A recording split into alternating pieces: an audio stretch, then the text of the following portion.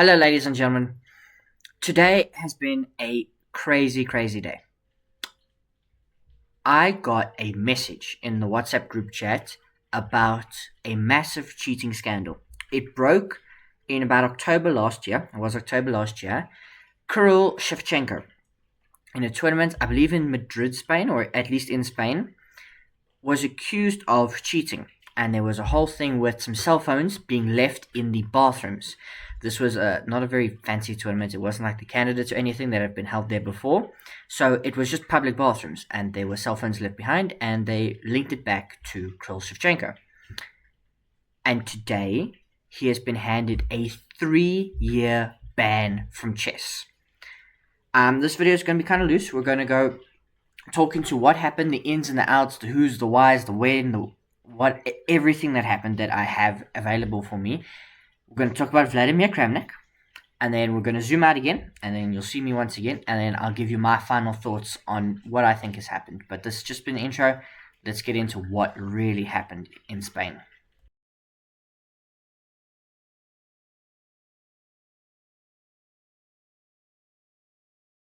Yes, so thank you, intro Matthew. We are talking about Kirill Shevchenko receives a 3-year ban for cheating incident in Spain. So what happened? The timeline of Kirill Shevchenko's cheating incident and ban. October 12th, 2024. Shevchenko plays his first round game at the Spanish Team Championship in Melilla. GM Basim Amin raises private concerns about Shevchenko's behavior. And this was basically he was going to the bathroom too much. October 13th, during Shevchenko's second round game against GM Francisco Vallejo Pons, Vallejo complains to the arbiter about Shevchenko's long absences. A locked phone with a note is found in the bathroom, and a second phone was reportedly found the previous day. October 14th, the scandal becomes public and Shevchenko is expelled from the tournament. It's never good news when chess goes public. October 21st, 2024, Shevchenko receives a temporary 75-day ban as an investigation by FIDE's Fair Play Team, FPL, begins. November 2024, the next month, Chess.com bans Shevchenko's account due to a fair play violation. And in this early 2025, Shevchenko admits to hiding a phone in the toilet but denies using it to cheat. I am Kenneth Reagan's analysis finds no statistical evidence of engine assistance. March 27th, 2025. FIDE's Ethics and Disciplinary Commission announces a 3-year ban with a 1-year suspended sentence, allowing Shevchenko to return in October 2026. And March 2025, Shevchenko's legal team considers appealing the decision, citing mitigating factors such as death threats and psychological pressure. FIDE's Fair Play Commission also considers appealing for a harsher penalty. So we are by no means done yet. April 2025 expected. The deadline for appeals is to be filed within 21 days of the ruling, so we have still that to look forward to. What happened in Spain? So these are the pre-scandal events and all the suspicious behavior. October 12th, in round 1, Shevchenko, playing for the Romanian Chess Federation, played GM Basim Amin, as I said earlier. Amin, although not making an official complaint, privately raised concerns about Shevchenko's behavior to tournament officials. And then in round 2, as previously discussed, GM Francisco Vallejo Pons formally complains to the arbiter, noting Shevchenko was spending an unusual amount of time away from the board. The discovery of phones in the bathroom. Following Vallejo's complaint, the tournament arbiter conducted an investigation. A locked mobile phone was discovered in a bathroom adjacent to the tournament hall. The phone was accompanied by a note instructing finders not to touch it, raising immediate suspicion. Upon further inquiry, it was revealed that a second phone had been found in the same location the previous day. The arbiter determined that Shevchenko had hidden the phone and expelled him from the tournament. The immediate consequences of what had happened, the scandal became public knowledge, causing a major stir in the chess world. There were YouTube videos all over the place. I was not yet making content, but I did watch the Gotham Chess recount of what had happened. October 21st, FIDE gave him a 75-day suspension, and in November, as we said earlier, Chess.com banned his account, citing a fair play violation. And then the investigation and Shevchenko's admission. Initially, Shevchenko denies all charges public and did not respond publicly to the accusations. During the FIDE investigation, Shevchenko sent an email to the Ethics and Disciplinary Commission, admitting with deepest regret that he had hidden a phone in the toilet. Despite his admission, Shevchenko denied using the phone to cheat or consulting a chess engine, claiming that while he accessed Lichess, it did not influence his games. I am Kenneth Reagan, a renowned chess cheating expert, analyzed the games and found no statistical evidence of engine use. FIDE's ruling in the 27th of March 2025 for violating Article 11.7e of the Disciplinary Code, Shevchenko was given a 3-year worldwide ban with 1 year suspended, allowing him to return to chess competitions on October 18th, 2026. The EDC found that while actual cheating could not be confirmed, the attempt itself was serious enough to warrant a heavy sanction. Controversies and reactions. The chess world went bananas. FIDE's Fair Play Commission suggested that Shevchenko's Grandmaster title be revoked, but the EDC rejected this due to mitigating factors. Shevchenko's legal team argued that he had been under extreme psychological pressure due to death threats linked to the war in Ukraine. The Fair Play Commission criticized the ruling as too lenient and considered appealing for harsher punishment.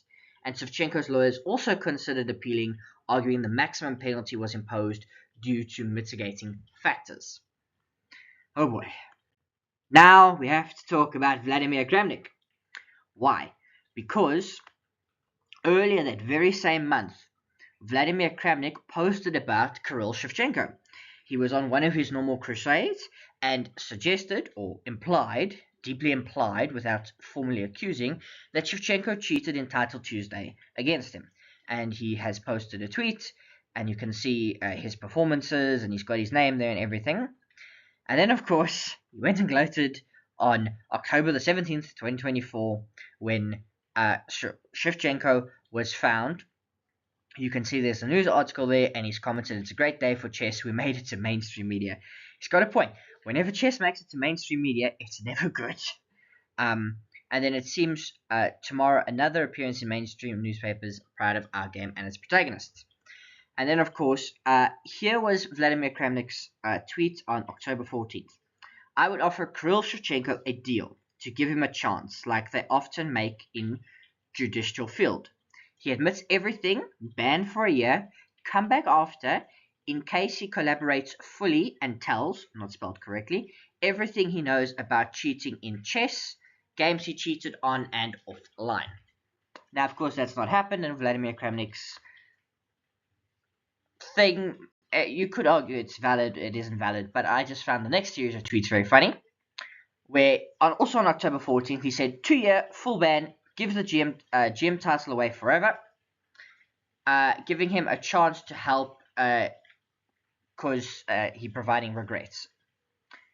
And then 14 hours ago, when I took the screenshot, he says, "On whose side is FIDE chess? What a shameful and self-revealing decision.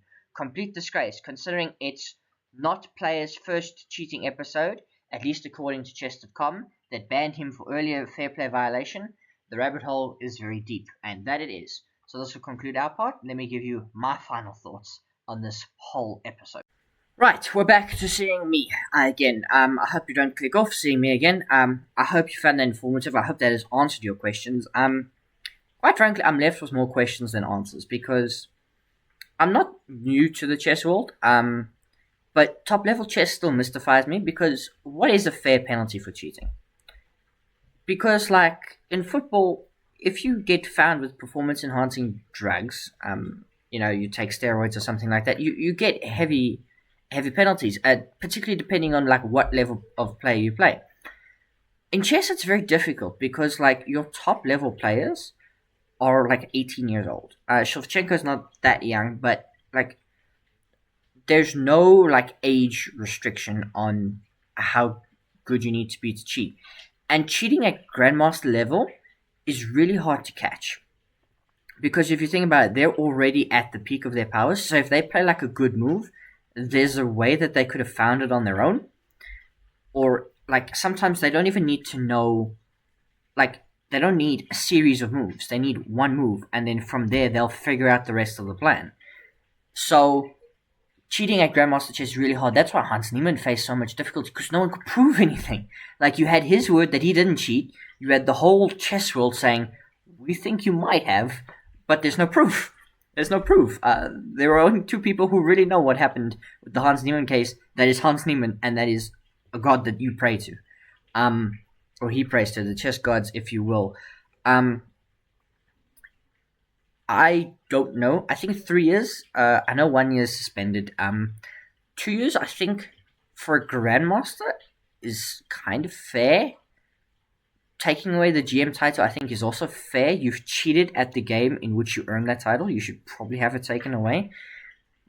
But I don't know. I'm not a Grandmaster. I'm not a title player. But you bring the game into disrepute. I've heard this phrase a lot. With football, with cricket. Whenever you bring a sport, a game into disrepute, like you damage its reputation. And chess is really struggling with cheating at the moment. So yeah, he should face pretty severe penalties. I found the whole plot really funny. Yes, cell phones in bathrooms are really problematic. Even at my own tournament, the most recent one I played this year, my opponent left the bathroom, and I thought to myself, is he cheating? I need to now pay attention to these next few moves, because if they're really good and I didn't see them coming, there was a chance. I think I drew the game. So all completely irrelevant, but it does bring to mind, because yes, at the candidates and the world championship you won't get cheating, the measures are too strict, but at random tournaments when all you're looking to do is gain rating, it could happen. It really could. It is not that difficult when you've got assistance that is so easily available. He talks about logging into Lead. There's hundreds of chess apps. Not hundreds, but there's quite a few that could give you assistance. Even if you message a friend, if you know a strong friend or a strong player, if my brother were to message me during a game, would I help him? Probably not, but he could. It's possible. It's possible. That's what I'm trying to get at. And Shevchenko is ranked 75th in the world, and I recall telling you about my group chat earlier where I got the message of the headline. I was like, what? I remember that case. I didn't realize they had passed the thing. Imagine, Shevchenko got indicted before Manchester City. And someone said, but he's 75th in the world. Why is he cheating? Well, because you want to win money. Firstly, it's a prize money event. It's quite a serious event. So why do top chess players cheat? Because there's no money in top level chess. Like, Gotham Chess, he's fantastic. He's a YouTuber. The Botez's YouTubers, streamers, etc., they are making more money than top 100 players in the world. That happens in very few other sports, where you've got people covering the game that make more money than people playing the game at the highest level. Think about this. Shevchenko, 75th in the world, is better than millions of people who play chess. He's in the top 1% of chess players. He's in the top 100. The ability to be in the top 100 is incredible. When you consider the amount of Grandmasters, the amount of international masters, and the further you go down, it's incredible. But unless you're in the top 20, or you're constantly winning events, you don't make any money. You don't make any money, you don't play top level players, you don't get invited to other events where there's more money up for grabs. So there is a perfectly valid reason for cheating. Valid. There's a reason why people would cheat, but there was an honor code among chess players. You wouldn't do that, but does that honor code exist? Did it ever? I don't know. I mean, you think in the last few years, Hans Niemann, did he cheat? Didn't he cheat? We could go back. Vladimir Kramnik, he was himself accused of cheating times ago.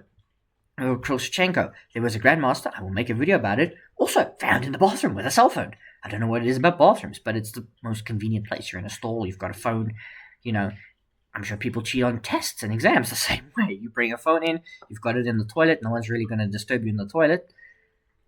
I don't know, what do you guys think? Let me know in the comments. Let me know. What do you think of this chess channel? It makes me really sad. It makes me really sad. It's fun to cover and it's a controversy, but it makes me really sad when you have to talk about stuff like this. So we shall see. We shall see what happens with Shevchenko. He will appeal in April. I'll make something about it. I'll talk about it at some point. But there is the Women's World Championship coming up, which I'm very excited for. June, defending her title. We will see what happens. It's in China. It's in 2 different cities. It's going to be amazing. I'll see you then.